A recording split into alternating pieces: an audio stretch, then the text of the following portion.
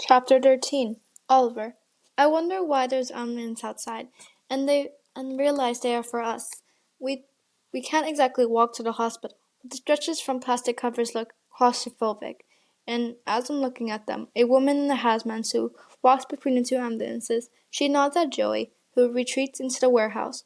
Through the woman's handset suit, I can see that her dark hair is pulled into a tight ponytail. She shakes my hand, then Flores. I'm Dr. Dead medical. I'm sorry we have to meet under these circumstances, but I promise we're going to take excellent care of you both. You'll be in a share room, but one of your walls is entirely made of glass, and medical personnel will constantly be in and out of your room if necessary. We'll add a video camera to your room. She looks at us both, waits for the point to sink in, and I feel my cheeks turn red as I realize she's referring to the kiss. The kiss. Flora kissed me. Wait, so we'll be roommates? Flora said we'll be spending 30 days in this. I'll be spending 30 days in the same room as him. She gives me a look of shock and something else I can't figure out. Disgust? Dread? Clearly she's not thinking about the kiss. Or maybe she is. Yes, it's easier for the hospital staff to monitor you if you're in the same room. Well, we won't have to dispose of any of our hazmat suits either. So this is a matter of saving a few pennies, Flora says sarcastically. It's more than a few pennies, Dr. Demarco says unfrazzled. And anyway, as I said, you'll be sharing a room. But if either of you starts to display symptoms beyond a fever or develops a fever of 101.5 or above, then you'll be moved into isolation. What if the fever doesn't come back? What if it was a mistake? What if, say, the thermometer was tampered with? Flora says. Dr. Domingo says, unfortunately, the fever has been recorded. Even if it was a one-time thing, even if it was a mistake, we have protocols we have to follow. Right, Flora says softly, but she thinks for a sec. But isn't a fever a sign of being sick? It is, but fevers in and of themselves aren't contagious. The symptoms of fevers are what we're worried about. If either of you starts coughing, sneezing, vomiting, or expecting diarrhea, or, as I said, develops a fever above 101.5, you'll be moved to isolation. I feel myself blushing again. I don't like hearing about poop with anyone, much less the girl who kissed me. Flora seems unbothered, though. What is isolation like? It's not much different than the room you're going to, actually. But don't worry about that. You'll just know that your room has a thick curtain dividing it in half for privacy, and know that you'll be monitored very closely. Flora asks, "Can we see our parents? Our moms at least?"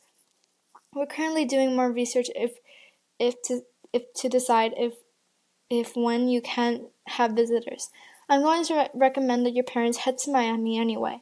So if when they have clearance to visit, they can get to the hospital right away. Flora asks, how long will that research take? Hopefully just a few days. Dr. Domenico informs us. Oliver, do you have any questions for me? Sorry, Flora says. I always do that. Dr. Domenico looks at me, waiting for an answer. I don't think so. The only question I want to ask her is why Flora kissed me. But I don't think a doctor here has the answer to that. I wonder if Flora does. Now let's call your parents before they find out anything else from the news about their children. I'm looking at the stretcher again, and I pull my eyes away from it. I realize Dr. DeMarco and Flora are both staring at me. Flora has her phone in her hand. I think I'm supposed to do the same thing, so I pull out my phone out of my pocket. Flora offers to let me talk to your parents first.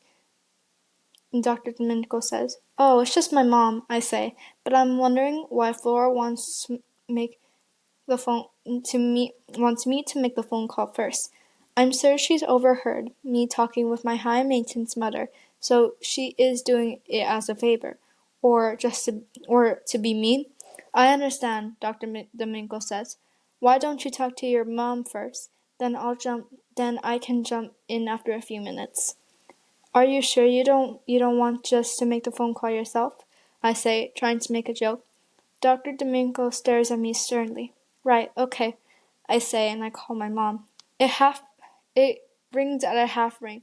Oliver, why haven't you answered any of my calls? She's beyond fluttered now, and I think about how a group of crows is called a murder of crows. Sorry, Mom. There's been a change of plans.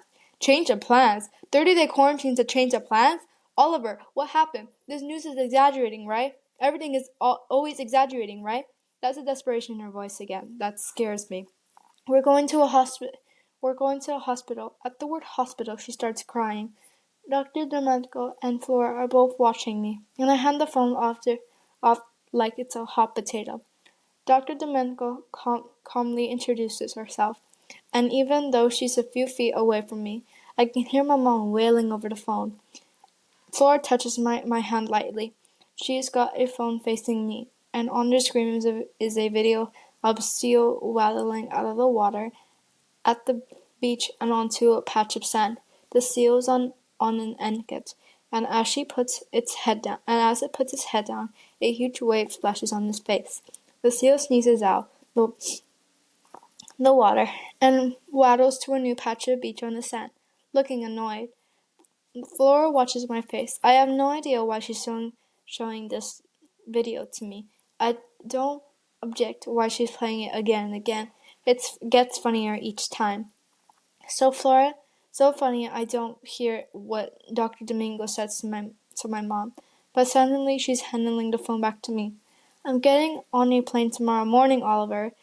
I'm looking at hotels now. I found one right near the hospital, so even if I can't see you, I'll be close to you.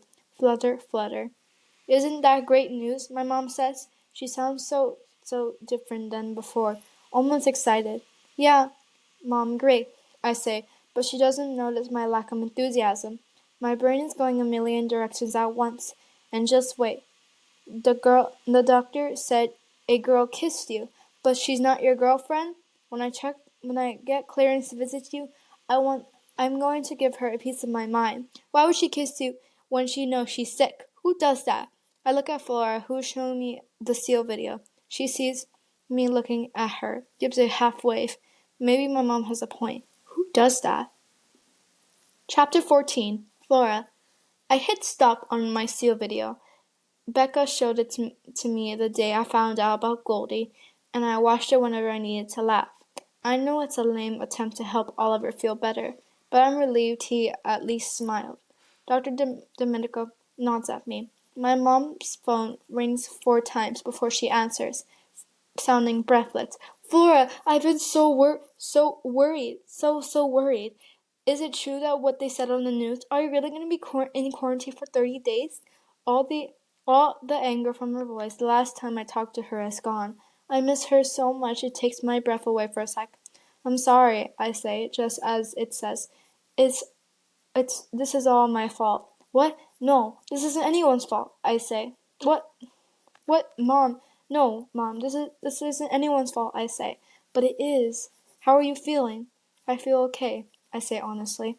I look at Dr. Domenico, say, the head doctor is actually with me. She can talk to you, explain more. I hand the phone to Dr. Domenico, watch her talk to my mom, and explain what quarantine will entail, and she's not allowed to visit yet, but she should still think about coming to Miami soon. Oliver is scrolling through his phone. He looks up at me. I'm still trying to find a video to make you feel better, but maybe you don't need to feel better. I don't hear your mom freaking out like mine did. Oh, she's freaking out in her own way, I say, then feel guilty.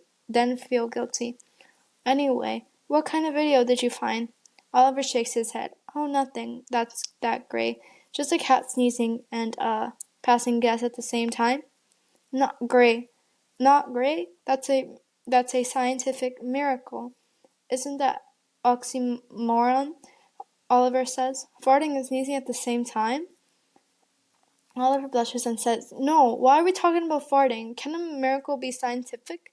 I think it's an oxymoron. I think you just want to show off a word you learned in your English class." "Well, we'll have 30 days to find out," Oliver says. "Why did you use the word oxymoron?"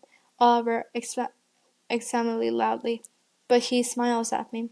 His eyes crank up when he's smiling. It's nice. Dr. Domenico snaps out of my trance, though, and hands me my phone.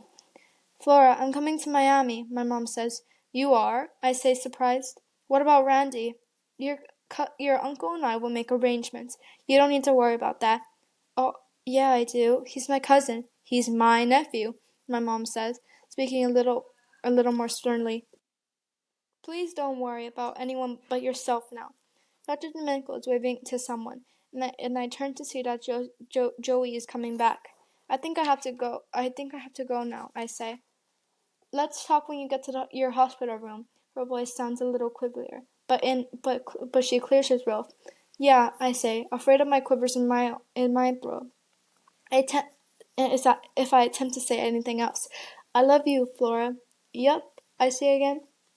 She hangs up, and seeing Joey again helps a little. He gestures to the stretches. Your chariot awaits. Hop in. I'll see you at the hospital."